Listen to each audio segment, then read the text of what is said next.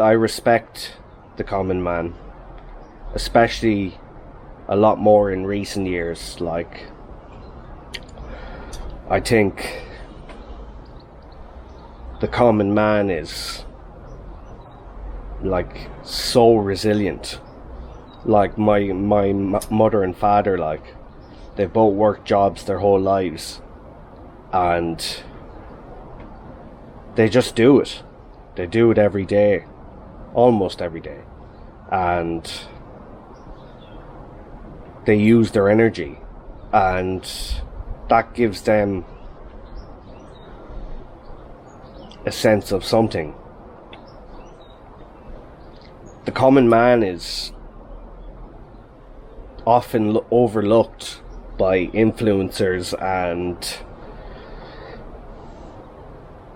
celebrities and people, but like, I couldn't live like the common man, you know. It's a bit, I don't know what it is, but it's a bit a roundabout way. Like, me personally, like, when I finished college, I was on the dole, social welfare, for 10 years, and people that know me know I used that time in a positive way. Like, I released so many albums. Currently it's, I think, 21 or 2 albums. I was always releasing videos. I was always practicing. I was always working on my spirituality, meditating a lot, exploring different states. And I gained a lot of knowledge and experience and wisdom from all that. Me personally, having a 9-to-5 job, or a job, I wouldn't last. I tell people, like, if I wasn't a musician, I would have went off to a monastery years ago and just spent the rest of my life meditating and doing that side of things, because, you know, I don't believe everyone is able for the norm. The common man is so resilient, and everyone's life is different. That's the thing. Like, some people hear about the things I've went through and my psychotic period and my suicide attempt, and they think, wow, you're a strong guy, like, you came out on the better side of that. And yes, there's a truth to that, but at the same time, I look at the common man and how they can work most of the week, never meditate, go out, drink, and live a normal life. And to me, that is just close to impossible, you know. The common man is there should be more rewards and praise for the common man. I couldn't do what they do, and maybe they couldn't do what I do, you know. Everything is relative. Is that the word? Like, everyone's life is different. Everyone has different battles in life, and to compare yourself to others, I don't think is really... You can be inspired by others and learn from others, but to compare your life to others and think my life is tougher than yours, or this kind of attitude, it can end up just being a bitterness and sometimes a jealousy kind of thing, and it's not really useful. This is kind of confusing maybe for people to understand, but like I said, I was on the dole for 10 years and I tried everything I could to make a living off free jazz music, a very niche genre, especially in Ireland. You know, it's almost non-existent, and the audience for it,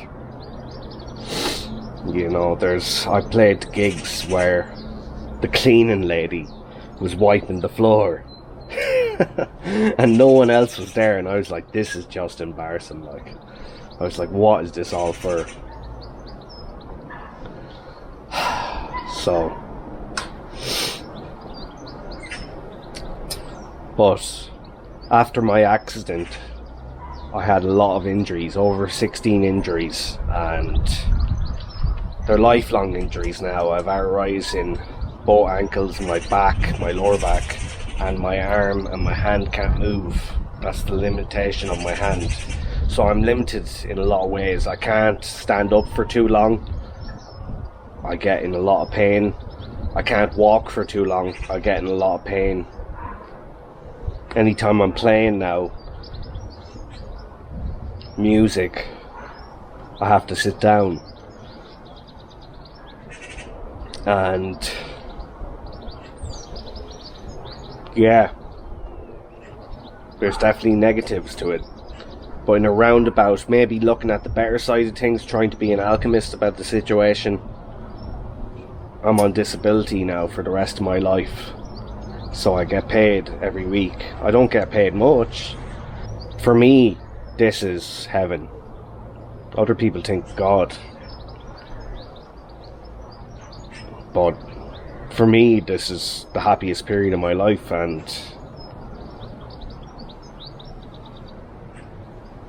it is what it is, you know. I learned over the years of being on the dole, like, you actually don't need much money to find happiness. Obviously, I've been through a lot, as a lot of people know, but if you can find internal peace instead of chasing the external material world, if you can empower yourself, learn meditation or some sort of spirituality that benefits you and others in a positive way. Like I said, semen retention. You know, these are the sacrifices I had to make, and the discipline I had to make to achieve what I feel is enlightenment. And it's been a long process, you know, but it's been worth it. Could things worked out a bit better? Probably. But if you keep kind of thinking like that, you're not really helping your situation. You kind of have to accept things sometimes as well. But also, maybe strive for better. There's a balance to it all, and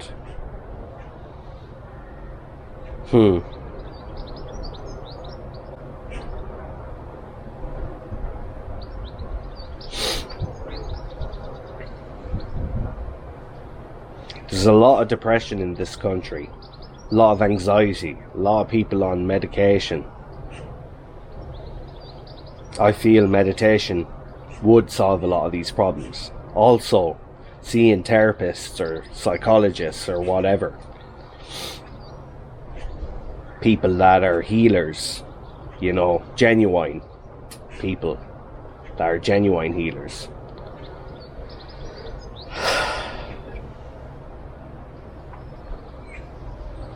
And devoting yourself to fixing your internal issues. That's how I got through this psychosis. I was like, there's problems here that need to be solved. I'm gonna get through this all. And I did. But it took time. It takes commitment. You have to be strong. You have to be committed. It's a discipline.